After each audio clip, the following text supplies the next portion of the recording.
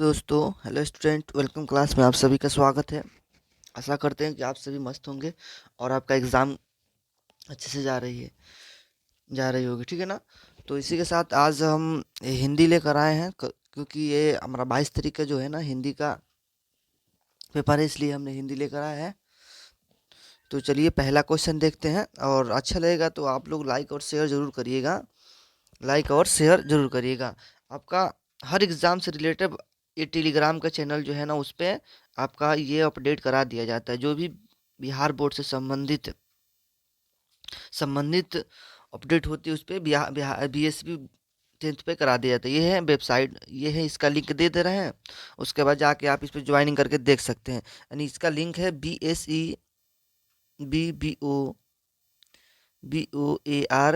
करके, यानी description box में हम इसका लिंक डाल देंगे, आप देख सकते हैं, ठीक है। तो चलिए इसी के साथ पहला सवाल देखते हैं। श्रम विभाजन और जाति प्रथा क्या है? ये कहने का क्वेश्चन कह रहा है कि श्रम विभाजन और जाति प्रथा जो है ना, ये क्या है, यानी निबंध है कि भाषण है, साक्षर क्या है, इसको बताना है। श्रम विभाजन और जाति प्रथा क्या है? ये जो शब्द है ना, इसमें लिखा गया है कि कहानी है, कविता है, क्या है, इसको बता देना है। तो ठीक है, चलिए देखते हैं। पहला का आंसर हो जाएगा आपका सी, यानी ये क्या है, श्रम विभाजन और जाति प्रथा एक निबंध है, ठीक है। नालंदा विश्वविद्यालय कहाँ स्थित है? नालंदा विश्वविद्यालय कहाँ स्थित है? तो नालंदा विश्वविद्यालय कहाँ ही, आप सभी जानते होंगे नालंदा विश्वविद्यालय कहाँ स्थित है। तो कहाँ है? बिहार में है। ये नालंदा विश्वविद्यालय कहाँ है? बिहार में। देखिए आज हिंदी का हम 300 सीरीज लेकर आने वाले हैं, जो 300 सीरीज में से आपका क्वेश्चन 100% यानी 100 का 100 आएगा। चलिए 3 नंबर देखिए, अशोक के फूल किसकी रचना है? अशोक के फूल किसकी रचना है? ये जो अशोक के फूल है ना, वो किसने लिखा है, ये बताना है आपको। अशोक के फूल किसकी रचना है? तो बताइएगा फ्रेंड्स, उसके बाद हम आपका अपना आंसर बता देंगे। और कॉपी कलम लेकर बैठना है और इसको BC करके आपने मतलब 100 क्वेश्चन में से 85 मारना है, उसमें 100 में से कहीं 50 मारो और 50 आता है तो समझिए कि मेरा तैयारी बहुत बढ़िया है। तो ये अशोक के फूल रचना किसकी है? तो हजारी प्रसाद द्विवेदी का, हजारी प्रसाद द्विवेदी का। भारत माता कविता में भारत का कैसा चित्र प्रस्तुत किया है? भारत माता कविता में, यानी कविता है, इसके माध्यम से भारत का कैसा चित्र प्रस्तुत किया गया है? तो भारत का कैसा चित्र प्रस्तुत किया गया है, बताइएगा। कैसा प्रस्तुत किया गया है? तो बोलिएगा, ऑप्शन नंबर सी में हो जाएगा तथात्य। क्या होगा? तथात्य।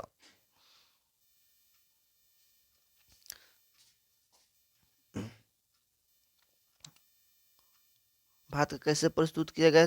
तथात्य प्रस्तुत किया गया था, ठीक है फ्रेंड्स। चलिए अब देखिए 5 नंबर क्या कह रहा है। जब हम नींद में होते होते हैं तब किसका जीवन चक्र पूरा हो जाता है? जब हम नींद में होते हैं तो किसका जीवन चक्र पूरा हो जाता है? किसका जीवन चक्र पूरा हो जाता है, बताइएगा। इसमें जब हम नींद में होते हैं तो किसका जीवन चक्र पूरा हो जाता है? 5 का आंसर कीजिएगा, किसका जीवन चक्र पूरा हो जाता है? तो मकड़ी का जीवन चक्र पूरा हो जाता है। सी नंबर हो जाएगा ऑप्शन। 6 नंबर देखिएगा फ्रेंड्स, 6 नंबर। कहते कोई लड़का जो कह रहा है कि इसको थोड़ा बड़ा कर दीजिए, ठीक है, तो बड़ा कर देते हैं इसको, देखिएगा।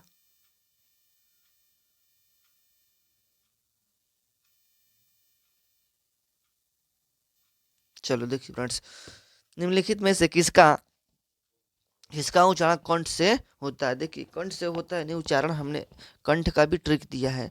ये ट्रिक जो है ना, से लागू, सब पे लागू होता है, ठीक है ना। तो आप KTM याद रखिएगा, यानी KTM याद रखिएगा। के KTM दो, KTM दो, ठीक है। ये फॉर्मूला याद रखिएगा, KTM दो। KTM तो बोलिए, के से कंठ हो जाएगा, तालु हो जाएगा,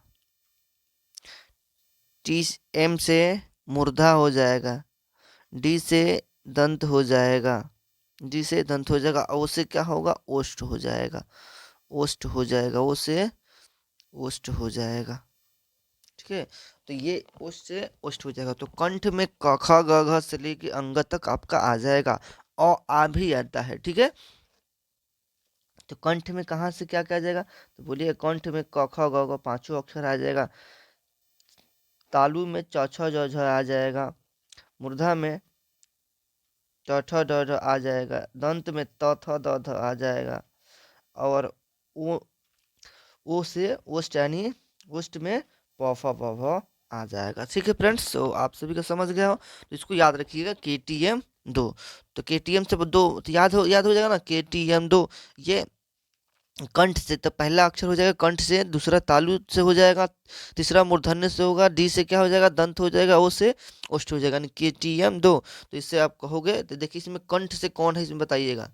इसमें देखिए क ख ग कहीं से है, देखिए इसमें है ना, तो ख हो जाएगा कंठ से। ठीक है फ्रेंड्स, ख हो जाएगा कंठ से, तो याद रखिएगा KTM 2।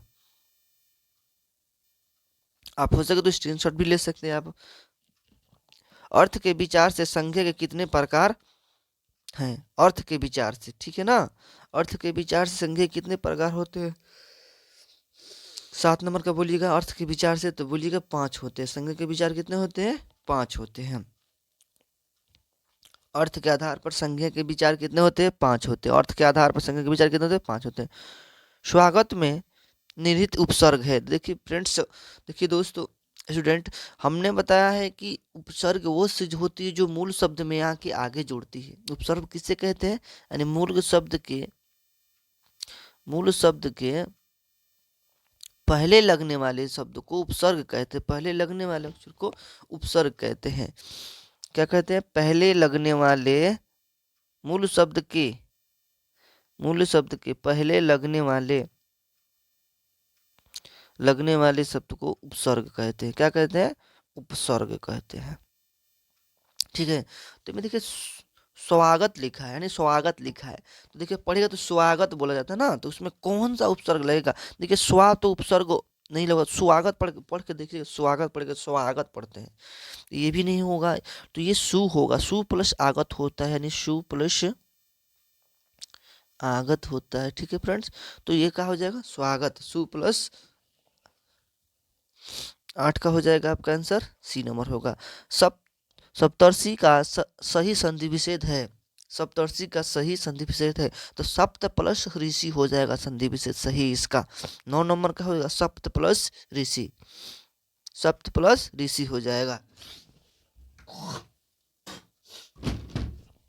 शब्द प्लस ऋषि हो जाएगा। सप्त ऋषि का क्या होगा, तो शपथ यहाँ हो गया, ये देखिए शपथ प्लस ऋषि, और ये वाला मात्रा जो होता है आपका लोप हो जाएगा। 10 नंबर देखिए,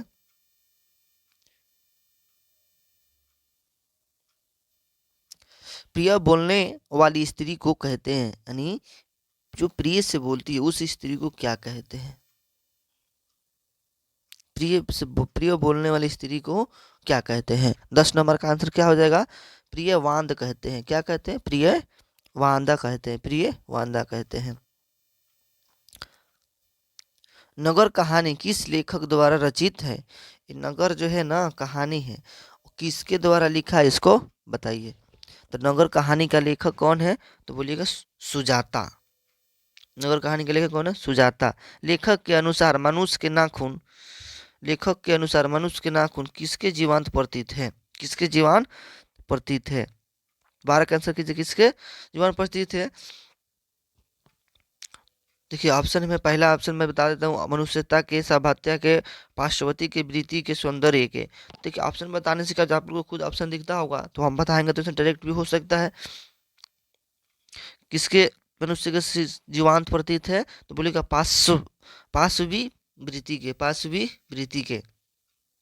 हजारी प्रसाद द्विवेदी का जन्म कहाँ हुआ था, हजारी प्रसाद द्विवेदी का जन्म कब हुआ था, ये हजारी प्रसाद द्विवेदी का जन्म कब हुआ, हजारी प्रसाद द्विवेदी का जन्म कब हुआ। तो 13 का आंसर करिएगा, कब हुआ था हजारी प्रसाद द्विवेदी का जन्म, तो 1907 में हुआ था। संगम शब्द का संधि विच्छेद है, संगम शब्द का संधि विच्छेद देखिए यहाँ लिखा है संगम,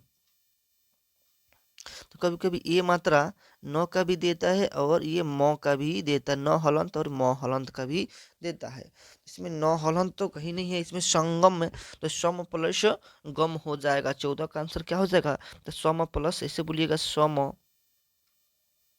प्लस गम, संगम। तो देखिए कौन सा हो जाएगा, तो सी हो जाएगा, सम प्लस गम।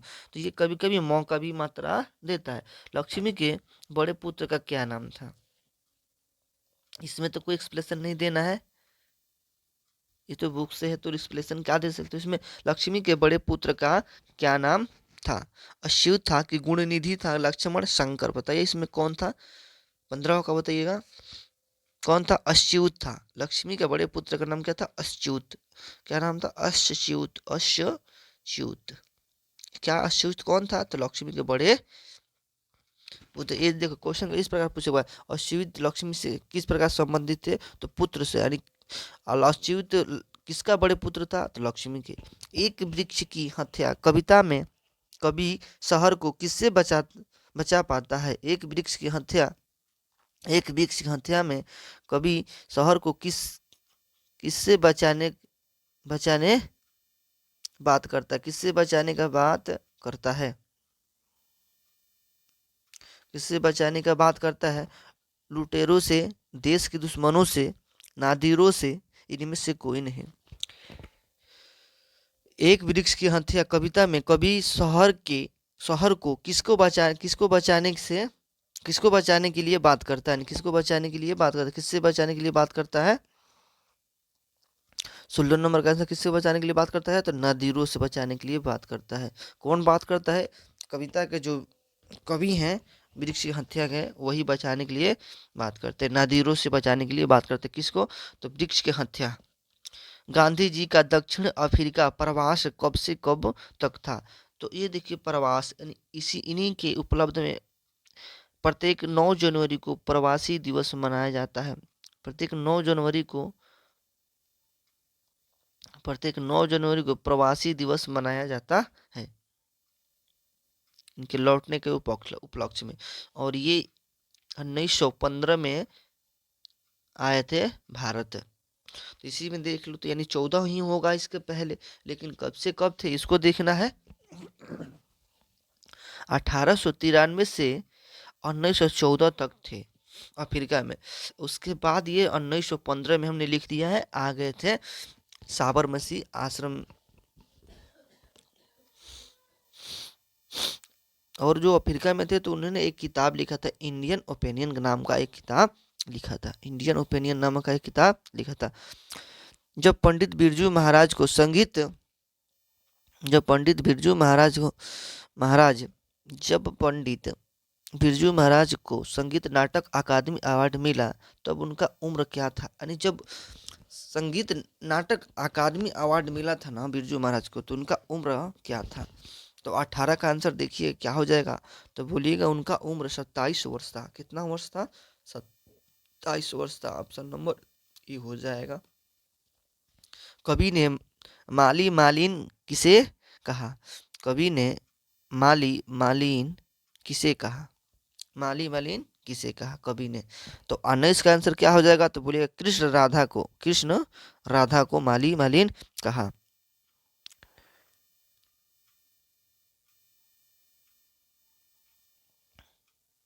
20 नंबर देखिए, सभ्य समाज की आवश्यकता क्या है, सभ्य जो समाज है उसकी आवश्यकता क्या है, सभ्य समाज की आवश्यकता क्या है।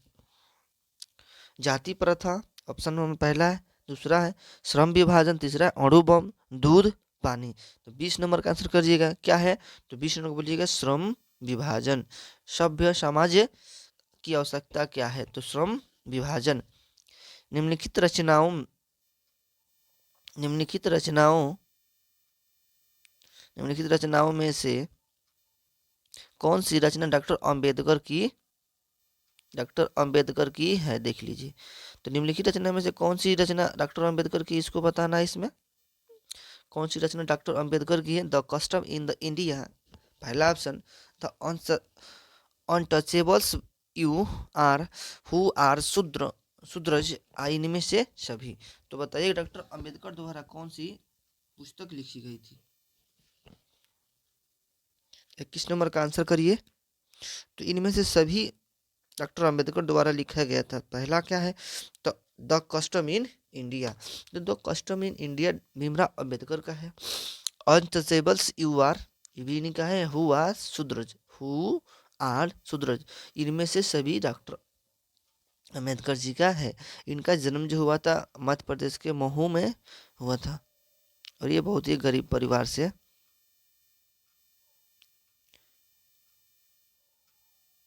सीमा, रजनी, रजनी, आलो, शेफाली, आरती, पांचों किसकी बहनें थी?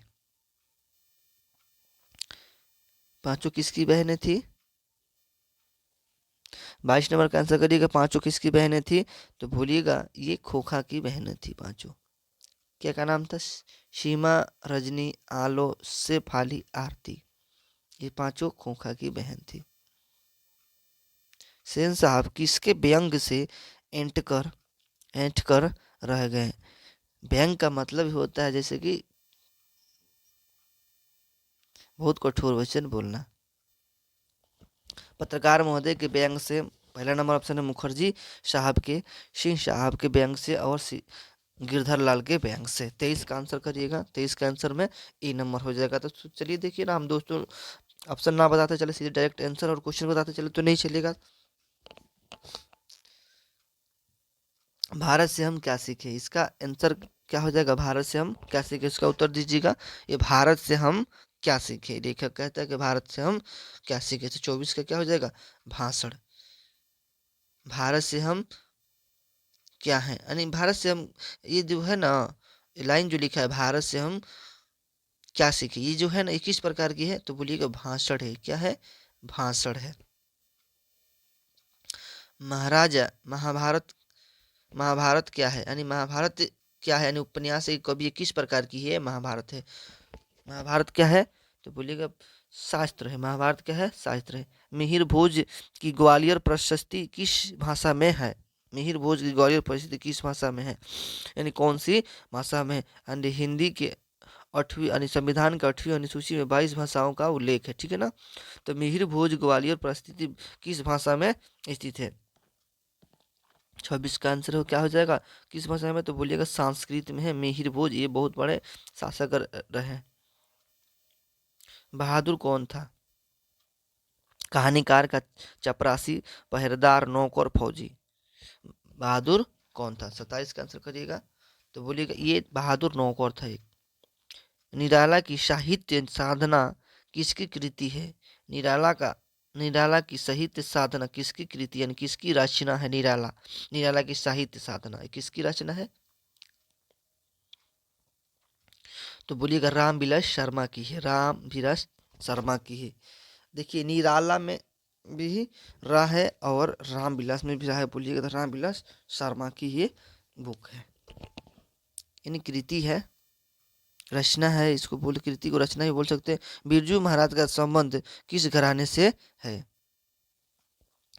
ये इम्पोर्टेंट है। बिरजू महाराज का संबंध किस घराने से है? 29 का आंसर करिएगा। किस घराने से है?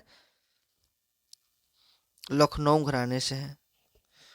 कुमार गंधर्व क्या है? कुमार गंधर्व क्या है सर? गीतकार है, शास्त्रीय, शास्त्रीय गायक, कथाकार, चित्रकार। कुमार गंधर्व क्या है? 30 का आंसर करिएगा। क्या है? बोलिएगा शास्त्रीय गायक है। शास्त्रीय गायक है कुमार गंधर्व। कुमार गंधर्व क्या है? तो शास्त्रीय गायक है। पिताजी ने किसको मारा था? पिताजी ने किसको मारा था? आंसर करिएगा। किसको मारा था? पिताजी ने किसको मारा था? तो दीदी को। प्रत्येक वर्ष अभिनव में कैसा समारोह आयोजित होता है? प्रत्येक वर्ष अभिनयों में कैसा समारोह आयोजित होता है?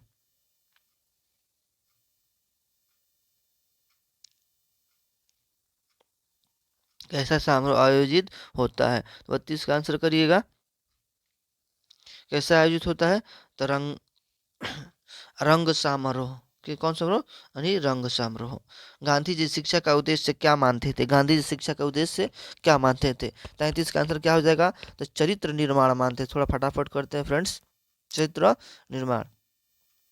घनानंद ने किस मार्ग को अत्यंत सीधा और सरल कहा है? घनानंद एक शासक था और ये किस मार्ग को अत्यंत सीधा और सरल कहा है? क्रोध को, प्रेम को, कपट को, घृण को। 34 का आंसर क्या हो जाए? किसको कहा है? तो प्रेम को ये सरल साधन का था। मंगमा किस भाषा की कहानी है? मंगमा है ना, वो कौन सी भाषा की कहानी बताइएगा? इसमें पहला है तेलुगु, दूसरा है उड़िया, हिंदी, कन्नड़। कन्नड़। तो मंगमा किस भाषा की कहानी है? 35 का आंसर क्या हो जाएगा? तो बोलिएगा कन्नड़ भाषा की। कन्नड़। मंगम्मा यानी देखिए कन्नड़ यानी मंगम्मा पढ़ के देखिए तो कन्नड़ कर रहा है, तो कन्नड़ भाषा की। मंगम्मा पढ़ के देखिए तो क्या बोला? कन्नड़ कन्नड़ कर रहा है, तो यानी कन्नड़ की है। रसखान किसने शिक्षा दी? रसखान को किसने शिक्षा दी? रसखान को किसने शिक्षा दी? 36 का क्या किसने शिक्षा दी? गोस पहला ऑप्शन है बल्भाचार्य, गोकुलानाथ, गोस्वामी विठलनाथ, गोरखनाथ। किसने शिक्षा दी रसखान को? तो बोलिएगा गोस्वामी विठलनाथ ने शिक्षा दी। रसखान किस प्रकार रसखान किस कला के कवि हैं? रसखान किस कला के कवि हैं? तो 37 का आंसर हो जाएगा किस कला के कवि है? तो आदिकाल की, रीतिकाल की, आधुनिक काल की, भक्ति काल की। बताइए रसखान किस कला की कवि है? तो बोलिएगा भक्ति काल की। देखिए भक्ति में यानी रस होता है, बोलिएगा रस किस में मिलेगा? यानी मन की रसता भक्ति में ही मिलती है। बोलिए भक्ति काल की। रसखान है भक्ति काल के। घनानंद किस भाषा के कवि हैं? घनानंद शासक थे, किस भाषा के शासक? जो ग्वालियर प्रस्तुति लिखा गया था वो किस भाषा में लिखा गया था? तो घनानंद जो है किस भाषा के कवि है? बताइए यहाँ पे। डायरेक्ट इसका आंसर कर देते हैं फ्रेंड्स। 38 का हो जाएगा आपका बीन और ब्रज भाषा की। ब्रज भाषा ये ब्रज ब्रज बरसाने में बोली जाती है ब्रज भाषा, मथुरा की ओर। तुलनात्मक व्याकरण किसकी रचना है?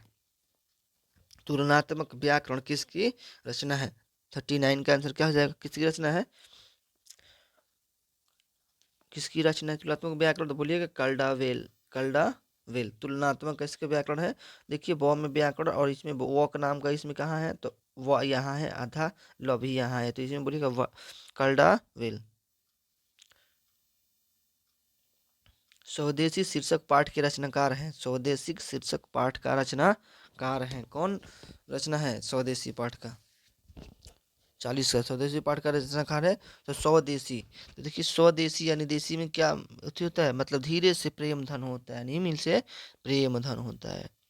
मंगमा को किससे विवाद था? मंगमा जो थी ना वो किससे विवादित थी? किससे विवादित थी? 41 का आंसर तो बोलिएगा बहू से विवादित थी। किसके विभाजित थी? बहुत से।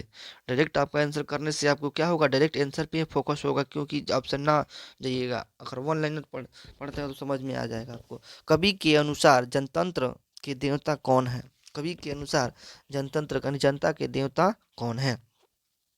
कवि के अनुसार बोलिएगा 42 का किसान मजदूर कवि के अनुसार जनता के देवता होते हैं। ठीक है, किसान मजदूर। हिरोशिमा शीर्षक कविता में वर्णित सूरज कहाँ निकलता?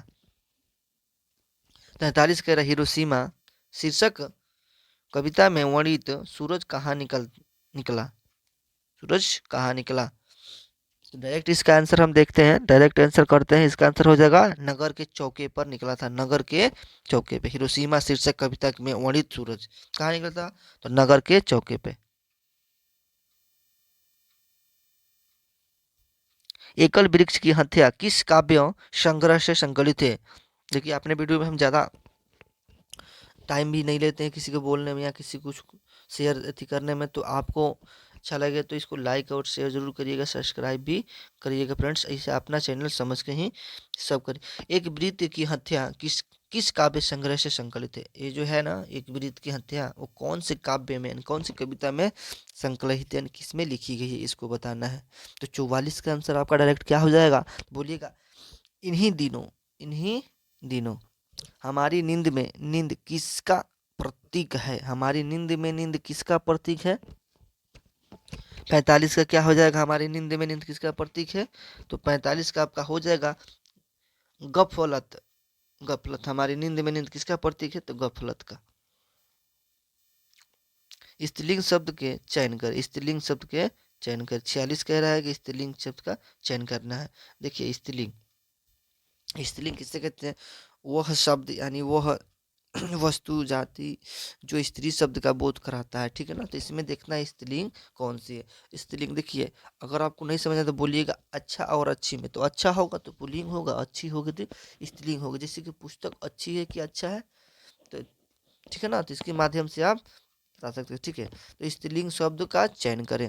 डायरेक्ट ये तो हम जानते हैं, तो डायरेक्ट बता दें, लेकिन अब इसका भी लॉजिक हम बताए हैं। देखिए, आपको 4 ऑप्शन दिया है, शराब, सील, शौक, शहद। शराब की लत अच्छा होता है कि अच्छी होती है? तो बोलिएगा शराब की लत अच्छी होती है, तो ये क्या हो जाएगा? स्त्रीलिंग हो जाएगा। जहाँ आपको अच्छी मिल जाए तो वो क्या हो जाएगी? स्त्रीलिंग हो जाएगी।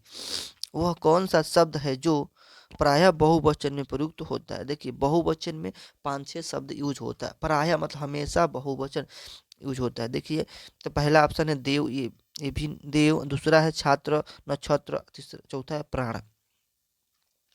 तो देखिए कौन कौन सदा बहुवचन में प्रयुक्त होता है, उसको याद रखिएगा। तो एक तो हो जाएगा हस्ताक्षर, हस्ताक्षर, अक्षत, प्राण। ठीक है फ्रेंड्स, इसको याद करके, सदा बहुवचन में यूज होता है। तो इसमें सदा बहुवचन कौन सा है? तो प्राण है। क्या है? प्राण है। हमेशा के लिए बहुवचन में यूज होगा। आसमान पर चढ़ना मुहावरे का अर्थ है। मुहावरा जो है अपना अर्थ ना दे के दूसरे अर्थ देता है, तो उसे हम मुहावरा कहते हैं। तो आसमान पर चढ़ना मुहावरे, मुहावरे की का अर्थ है आसमान में चढ़ना। तो बहुत शोर करना, आसमान में चढ़ना। देखिए, मान लीजिए आप सपोज अपने मन से सोचिए, आप आसमान में चढ़ना, तो बहुत शोर करना, इसी तो हो नहीं सकता है। अधिक प्रशंसा करना, अधिक प्रशंसा करना, अधिक प्रशंसा, आसमान में चढ़ना नहीं, किसी की बात को बढ़ा चढ़ा के बोलते हैं तो नहीं होता, अधिक प्रशंसा कर, लगता है कि आसमान में चढ़ रहा है। तो इसका आंसर बी हो जाएगा। वो वस्तु जो नासवान हो, अनेक शब्द के लिए एक शब्द चुने, यानी वो वस्तु नासवान, ये शब्द के लिए ना आपको एक शब्द में चुन लेना है, इतने शब्द के बदले एक शब्द चुनना है। वह वस्तु जो नासवान हो, कौन, वह वस्तु जो नासवान हो, ठीक है। तो अमर, प्रधान, नासवर, संयोजक। तो वह वस्तु जो नासवान हो, तो उसको क्या बोलेंगे? वस्तु नासवान उसे क्या बोलेंगे? बोलेंगे नाश्वर। वह वस्तु नासवान है उसे नाश्वर कहते हैं। कहेंगे ना, जिसे कहेंगे, जिसे कैसे कहते हैं, वह वस्तु नासवान है उसे क्या कहते? नासवान कहते हैं। एक शब्द में हो गया कि नहीं?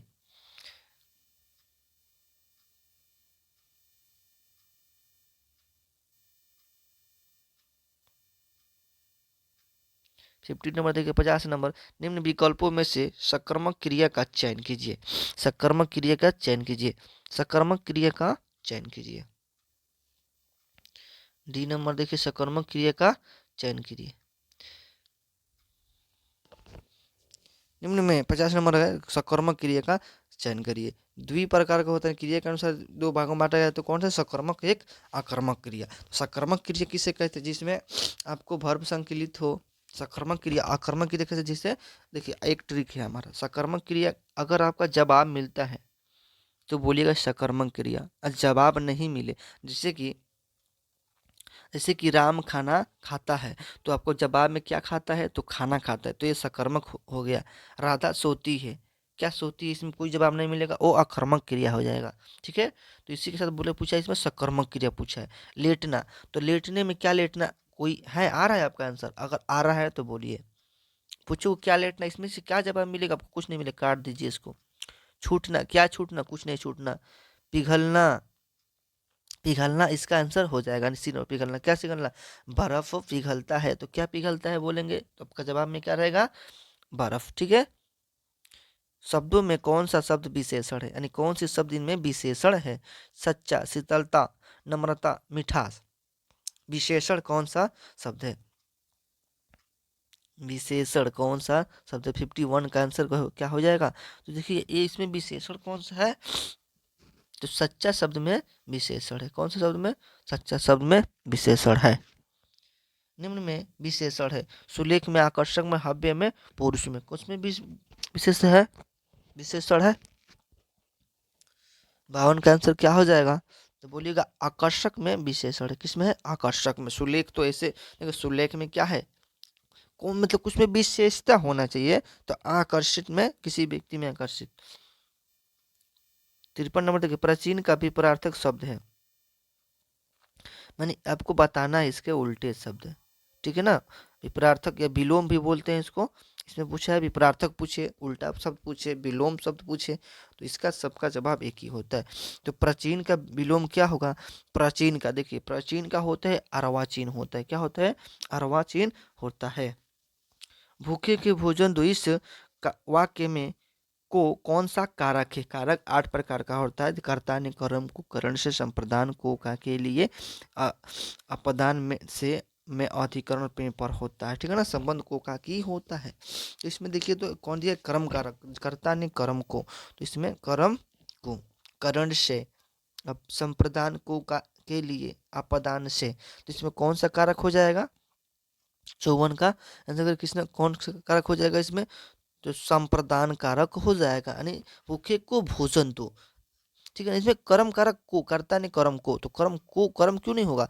क्योंकि इसमें इसमें किसी प्रकार कर्म नहीं है, ठीक है ना।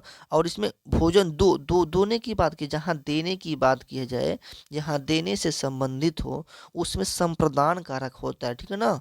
संप्रदान कारक होता है देने से संबंध, जैसे कि गरीब को भोजन दो, भूखे के भोजन दो, गरीब को कपड़े दो, तो देने की बात आ जाए तो संप्रदान कारक हो जाएगा, ठीक है फ्रेंड। शताब्दी में समास है, शताब्दी में समास है,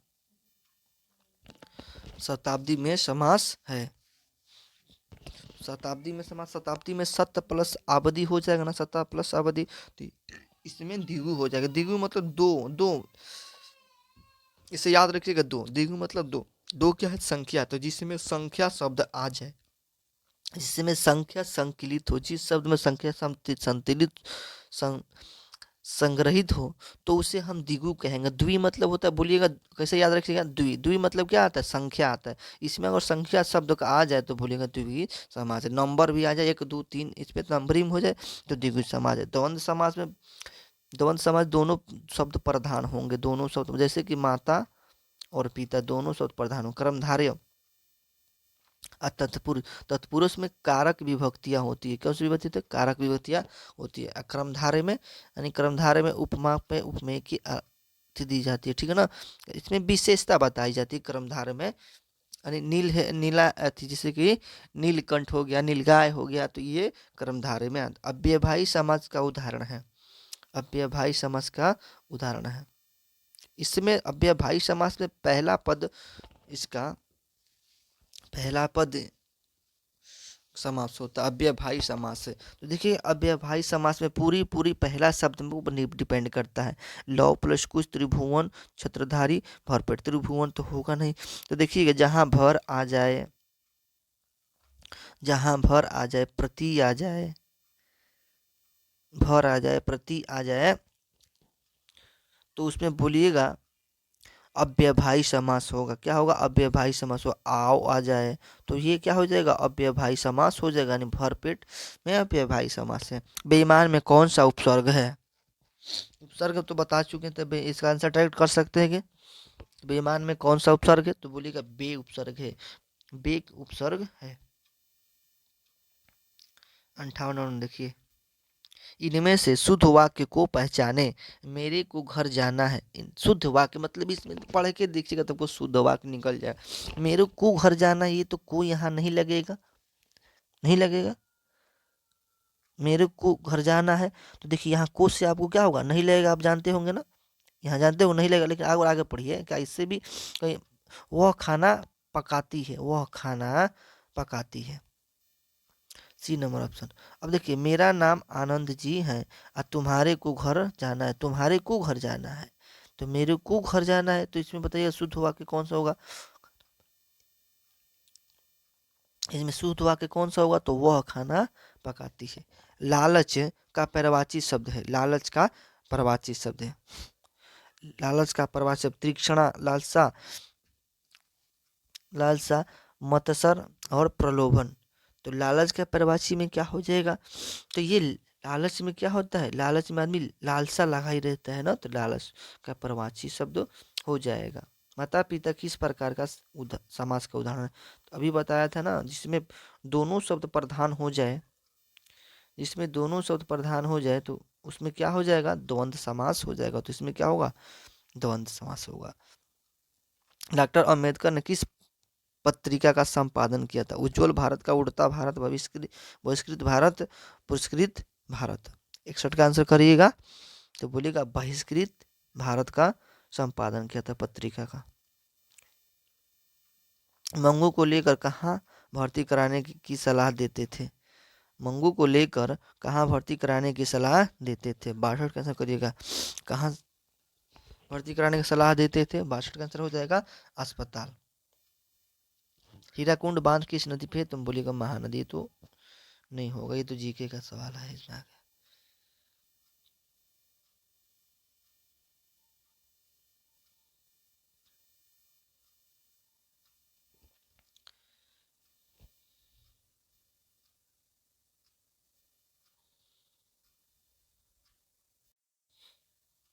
देखिएगा 64 नंबर क्या कह रहा है। 64 नंबर कह रहा है कि निम्नलिखित में भाववाचक संज्ञा है। भाववाचक संज्ञा, अरे भाववाचक में इसका यानी फीलिंग होगा, नहीं भाववाचक संज्ञा, ठीक है ना। इसमें फीलिंग की होगी, यानी जो इसमें आपकी महसूसता होगी, यानी शत्रुता, वीर, गुरु, मनुष्य।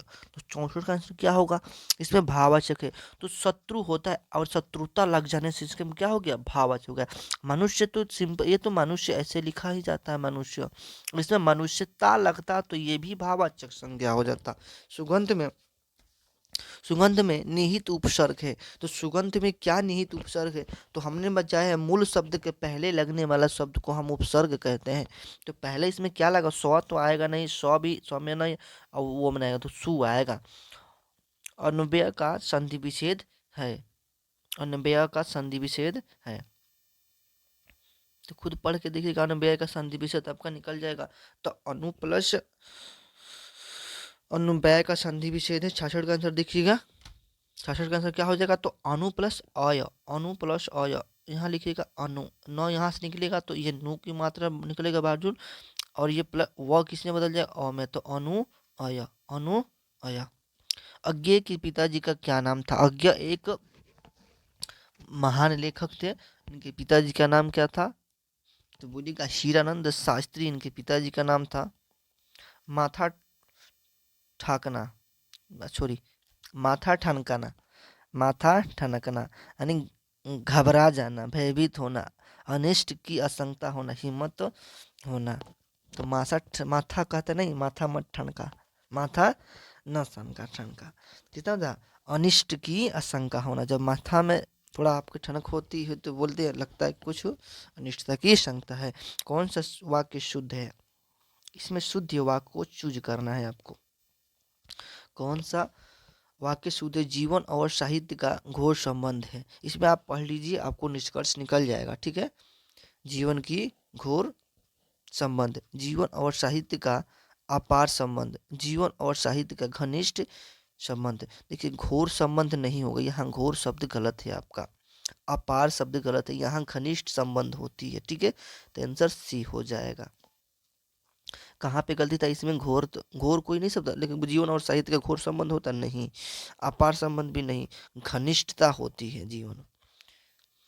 गांधी, गांधी वकालत की पढ़ाई के लिए कहाँ गए थे? यानी गांधी जी वकालत की पढ़ाई के लिए कहाँ गए थे? 70 का कहाँ जाएगा, तो लंदन।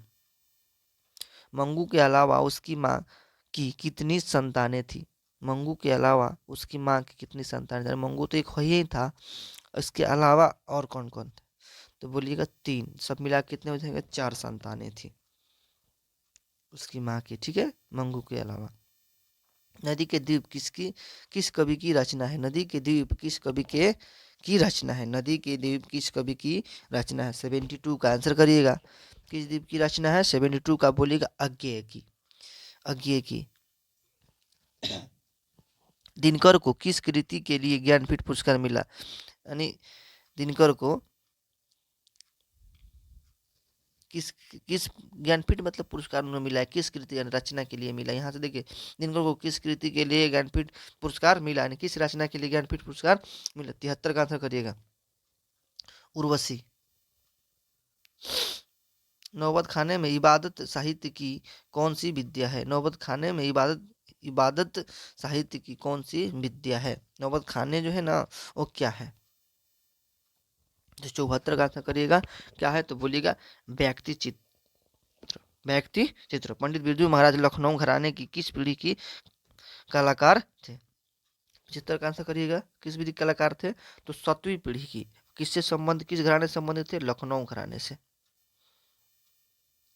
दाल भात शब्द किस समास का उदाहरण? देखिए अभी हमने बताया दोनों पद प्रधान है, तो इसमें द्वंद्व हो जाएगा। कैसा हो जाएगा? द्वंद्व हो जाएगा। इसमें पहला पद होता है, इसमें बहुव्रीहि में अपना पद अर्थ ना देकर दूसरा देता है। कर्मधारय में ये विशेष और विशेषताएं की बात करता है। निर्वाह में कौन सा उपसर्ग है? तो निर्वाह में कौन सा उपसर्ग होता है? नीरी, नी, नीर और निह उपसर्ग हो जाएगा। इसमें निर्वाह में निह उपसर्ग हो जाएगा। गमन शब्द, इनमें गमन शब्द का विपरार्थक बनने के लिए आप किस उपसर्ग का प्रयोग करेंगे? ये देखिए हमने शब्द लिख दिया गमन, लिख दिया गमन ना। अब ये कह रहा है विपरार्थक बनाने के लिए, इसको मतलब विपरार्थक बनाने के लिए इसमें क्या उपसर्ग जोड़ेंगे, यानी इसको उपसर्ग, विपरार्थक बनाने के लिए इसमें क्या उपसर्ग जोड़ने का, तो उपसर्ग आगे जोड़ा जाता है। अब आगे जोड़ के देख लीजिए कि क्या जोड़ने से आपको गमन मिलेगा। गमन का उल्टा क्या हो जाएगा? तो आगमन होता है, यानी कोई गमन कर रहा है यानी आ रहा है, तो आगमन तो क्या हो रहा है? जा रहा है। तो गमन का उल्टा क्या हो जाएगा? तो आ जोड़ दीजिएगा ना इसमें, तो आगमन हो जाएगा। दशानन में कौन सा समास है? तो इसमें कौन सा उपसर्ग हो जाएगा? अनमन। इसमें 79 का देखिएगा, दशानन में, दशानन में कौन सा समास है? दशानन में तो देखिए हमने बताया कि, सॉरी, इसमें पहला ऑप्शन देखते हैं, बहुवीर्य, अव्ययभावी, द्विगु, तत्पुरुष। तो हमने तत्पुरुष, देखिए अव्ययभावी तक अभी हमने क्लियर कर दिया है, द्विगु तक क्लियर कर दिया है। द्विगु समास क्या होती है? इसमें संख्या आता है। अव्ययभावी समास का तो पहले पद प्रधान होता है। तत्पुरुष, तत्पुरुष में होता है कारक विभक्ति आती है। तत्पुरुष में क्या आती है? कारक विभक्ति। बहुवीर्य में क्या आता है?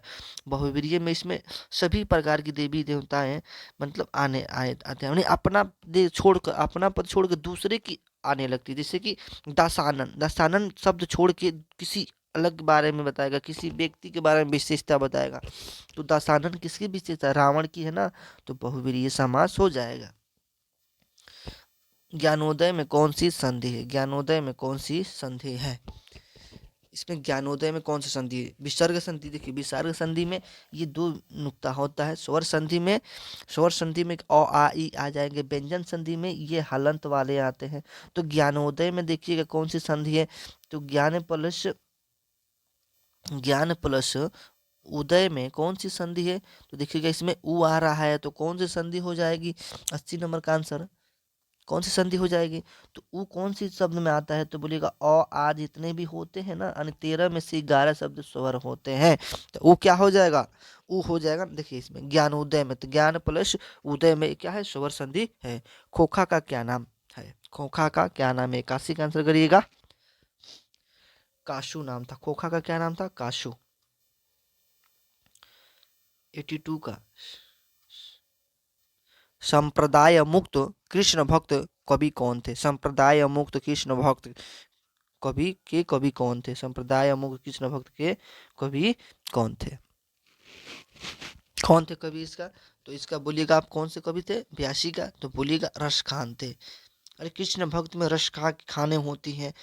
कृष्ण भक्त में क्या होती है? रस की खाने होती है। कवि का स्त्रीलिंग क्या होगा? कवि का स्त्रीलिंग क्या होगा? इसका स्त्रीलिंग शब्द पूछा, ये नहीं पूछा कि कवि स्त्रीलिंग है कि पुल्लिंग है, ठीक है ना। कवि शब्द कैसा स्त्रीलिंग है कि इसका स्त्रीलिंग क्या होगा? तो कव्य प्लस इत्री इसका स्त्रीलिंग हो, कवि प्लस यत्री इसका स्त्रीलिंग शब्द होगा, यानी सी नंबर। तो अगर ये भी शुद्ध पूछेगा कि आपको शुद्ध वाक्य लिखिए कंठ में कौन है, तो बताइए कवि प्लस इत्री, ऐसा ही लिखा जाता है। कवि का स्त्रीलिंग क्या होगा? कवित्री। इसमें देखिए हमने बताया इसमें ये व्यंजन संधि है। कौन? उन्नति क्या है? तो व्यंजन संधि है। जहाँ भी बोलेंगे हलंत लग जाता है, वहाँ क्या होता है? व्यंजन संधि हो जाता है।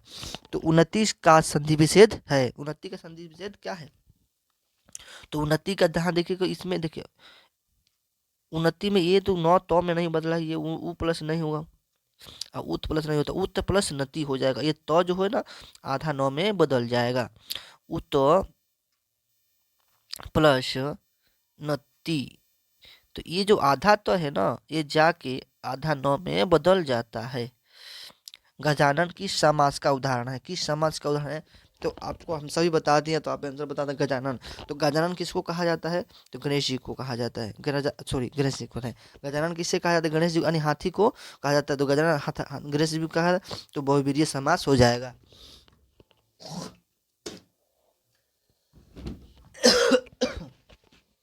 रंगप्पा रंगप्पा मागमा से कहाँ मिलता था? रंगप्पा मागमा से कहाँ मिलता था? तो आपका 86 का आंसर कर, कहाँ मिलता था रंगप्पा मागमा मागमा से? 86 का 86 का ए नंबर होगा, कुआं के पास मिलता था। रंगप्पा मागमा से कहाँ मिलता था? कुआं के पास। कुंवर नारायण की प्रसिद्ध कृति कौन सी है? कुंवर नारायण की प्रसिद्ध कृति कौन सी है? 87 का आंसर क्या होगा आपका? आत्माजयी होगा। क्या होगा? आत्माजयी होगा।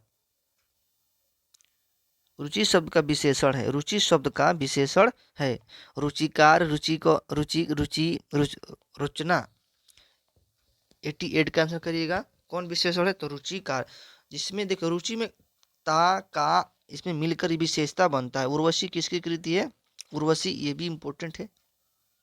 उर्वशी जो है ना, किसकी कृति है? किसने लिखा है? दिनकर ने, रामधारी प्रसाद दिनकर ने उर्वशी। 90 का आंसर दिया। अन्नमादास का पोथा उपन्यास किसके लेखक की कृति है? अन्नमादास। अन्नमादास किसने लिखा है? 80 का आंसर करिए, अरे 90 का आंसर करिए। किसने लिखा है? हजारी प्रसाद द्विवेदी ने लिखा है अन्नमादास। मछली कहानी में किस वर्ग का चित्रण है? मछली कहानी में किस वर्ग का चित्रण, माने मछली कहानी है जिसमें कौन सी वर्ग का चित्रण किया गया है? मतलब इसमें बताया गया इस माध्यम से। 91। तो निम्न वर्गीय परिवार का चित्रण किया गया है। बिस्मिल्लाह खां के साथ किस मुस्लिम पर्व का नाम जुड़ा है? बिस्मिल्लाह खां जो है ना, वो किस मुस्लिम पर्व का नाम जुड़ा है? 92 का आंसर क्या था? डायरेक्ट आंसर कर रहे हैं ताकि आपको मुहर्रम के साथ जुड़ा है। किसके साथ? मुहर्रम का। ला मादा ला मादा मोजले द अभिनयो किसकी कृति है? ला मादा द अभिनयो। ला मादास ला मादा मादा मोजले द अभिनव किसकी कृति है? इसको आराम से धीरे से देखिए। ये जो बहुत ल मादा मादा मोजले द अभिनव, तो देखिए इसमें जिस प्रकार की ये लिखा गया है ना, उस प्रकार की ही कवि का नाम होगा इसमें। 93 का आंसर करिएगा। पिकासो की है। किसकी है? पिकासो की है। बहादुर लेखक के घर से अचानक क्यों चल गया? बहादुर जो है लेखक के घर से अचानक क्यों चला गया? 94 का आंसर करिएगा। क्यों चला गया? तो स्वयं के प्रति लेखक तथा उसके घर वालों के व्यवहार में परिवर्तन के कारण चला गया। ऐसे ही लड़के आगे चल के गुंडे चोर डाकू बनते। यह कहानी किस पात्र ने कही? इससे चल के आगे चोर डाकू गुंडे बनते, ये कहानी किस पात्र ने कही? तो 95 का आंसर करिएगा, सेन साहब ने। सभ्य का विलोम क्या होगा? देखिए सभ्य क्या उल्टा शब्द क्या होगा, यानी विपरीत शब्द क्या होगा? सभ्य का असभ्य होगा। क्या होगा? सभ्य का असभ्य। लोटा डोरी कौन सा समास है? लोटा डोरी में आप ही लोग बताइए। जब हमने बता दिया है तो बता देना चाहिए, क्योंकि दोनों पद प्रधान होगी तो द्वंद्व समास हो जाएगा। संख्या आ जाएगी तो द्विगु होगा। उपमेय पे उपमा आ जाएगा तो कर्मधारय समास होगा। अव्ययभावी समास में पहला पद प्रधान होगा। तो इसमें देखिए लोटा और डोरी दोनों प्रधान है तो द्वंद्व समास हो गए। व्याकरण वह ज्ञान है जो त्रुटि पर ध्यान नहीं देता है। व्याकरण वह ध्यान है जो त्रुटि पर ध्यान नहीं देता है। 98 का आंसर करिएगा। मानकता के आधार पर शुद्धता प्रदान करता है। व्याकरण क्या है? शुद्धता की प्रदान करता प्रतीत होता है ना। विद्यानुराग कौन समास है? विद्यानुराग में कौन सा समास है? विद्यानुराग में कौन सा समास है? तो विद्यानुराग में कौन सा समास है? विद्या से अनुराग, तो इसमें कारक विभक्ति है तो क्या हो? डी नंबर हो जाएगा। यानी विद्या से अनुराग, विद्या से अनुराग राग विद्या से, देखिए से कौन सी यहाँ कारक विभक्तियां है ना, इसलिए इसका तत्पुरुष हो जाएगा। प्रत्येक का संधि विशेष क्या हो जाएगा, तो प्रति प्लस एक हो जाएगा इसका संधि विशेष, प्रति प्लस प्लस एक इसका संधि विच्छेद हो जाएगा, डी नंबर। ठीक है फ्रेंड्स, तो इसी का आशा करते हैं तो आप सभी को क्लास अच्छा लगा होगा और शेयर कर दीजिएगा।